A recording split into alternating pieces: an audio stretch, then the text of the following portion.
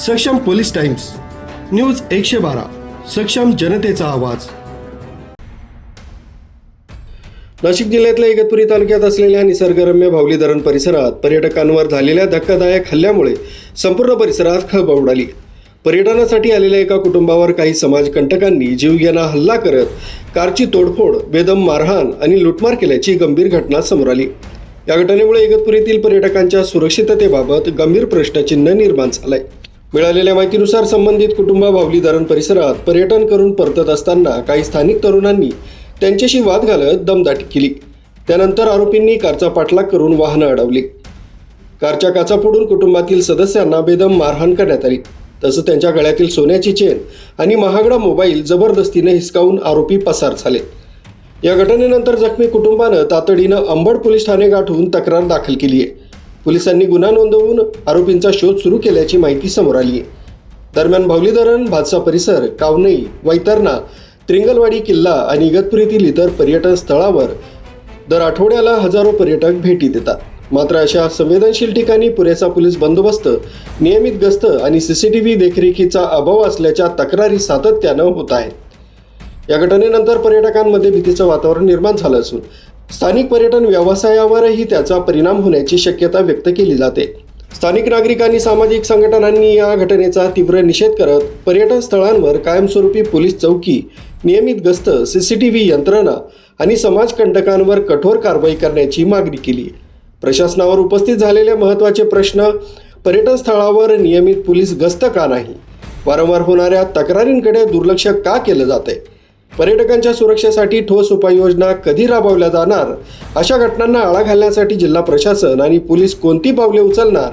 भावली धरण परिसरातील ही घटना केवळ एका कुटुंबावरील हल्ला नसून इगतपुरीच्या पर्यटन प्रतिमेला धक्का देणारी।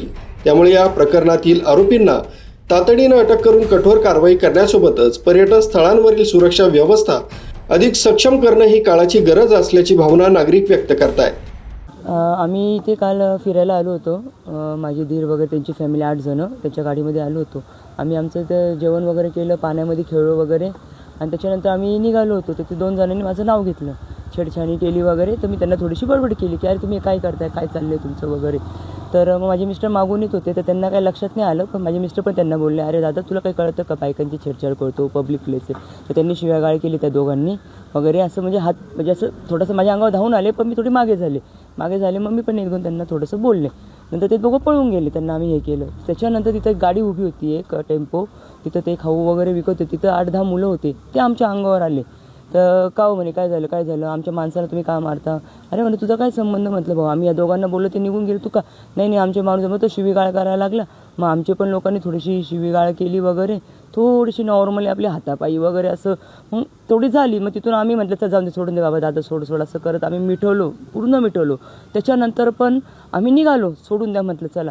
त्याच्यानंतर आम्ही पुढे आल्यानंतर त्यांनी व्हाईट बलेनोमध्ये पुढे येऊन आम्हाला क्रॉस करून आमच्या गाडीच्या काचा फोडायला जे चालू केलं तर पूर्ण 20 किलोमीटरपर्यंत आमच्या मागे आलेले, पूर्ण रॉड घेऊन पूर्ण मारलेले। आमची गाडी पूर्ण संपवलेली आहे। मुलं इतके अजून पण हे आमचे पूर्ण म्हणजे कोण त्रास दिलेला आहे काय। पण याच्यामध्ये एक चांगलं झालं, पोलिसांनी आम्हाला सगळ्यांनी खूप सहकार्य केलं। आम्ही मग अंबड पोलीस स्टेशन गाठलं, तिथं ते आम्हाला नार्वेकर साहेब त्यांनी आम्हाला सहकार्य केलं। आपले इथले इगतपुरीचे बळक साहेब त्यांनी सहकार्य केलं आणि आपल्या त्या मॅडम SP विमल मॅडम त्यांनी पण खूप सहकार्य केलेले।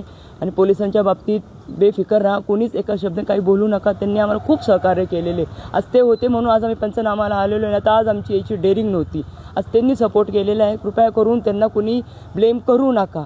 आज त्यांच्या पायी आज आपण लोक आहे आणि त्या लोकांना ते पकडून आणणारे, मला एवढी पूर्ण गॅरंटी माझ्या सरकारवर आपल्या ह्यांच्यावर। न्यूज ब्युरो, सक्षम police times, news 112 Nashik road.